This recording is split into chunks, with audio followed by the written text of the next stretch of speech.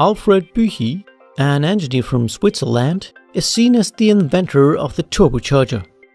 At the time of its invention, and today, the turbo's purpose is to take advantage of the exhaust gas produced by the engine.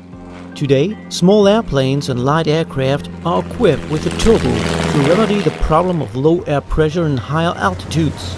Ships and boats also use turbocharged engines, just like most diesel engines of cars do.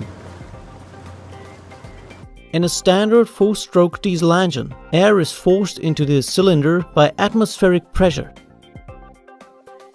This is the reason why this kind of engine is known as a naturally aspirated engine.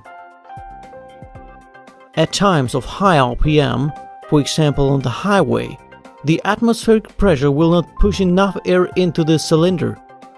Consequently, the engine cannot run efficiently. Here, the turbocharger comes into play. A standard turbo, as it is used in boats, airplanes and cars, is composed of a shaft with a turbine wheel on one end and a compressor wheel on the other end. The turbine wheel and the compressor wheel may look the same and are covered by a housing.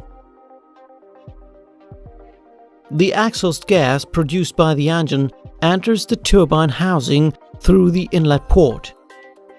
At that point, thermal energy is converted into kinetic energy because of the constriction in the turbine.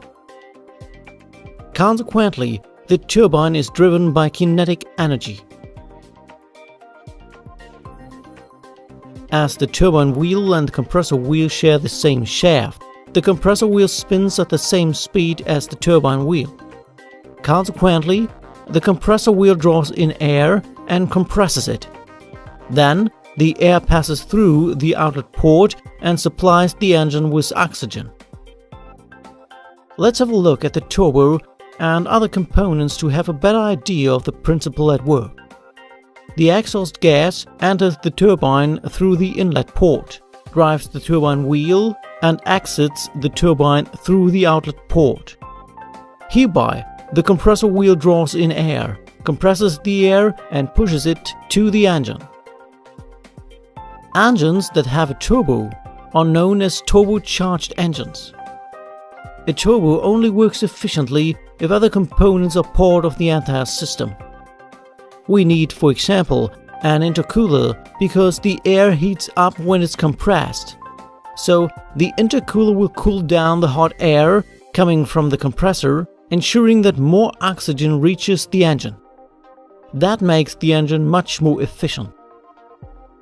Furthermore, a valve, which is also known as a wastegate, is used to divert exhaust gas away from the turbine when too much exhaust gas is produced by the engine.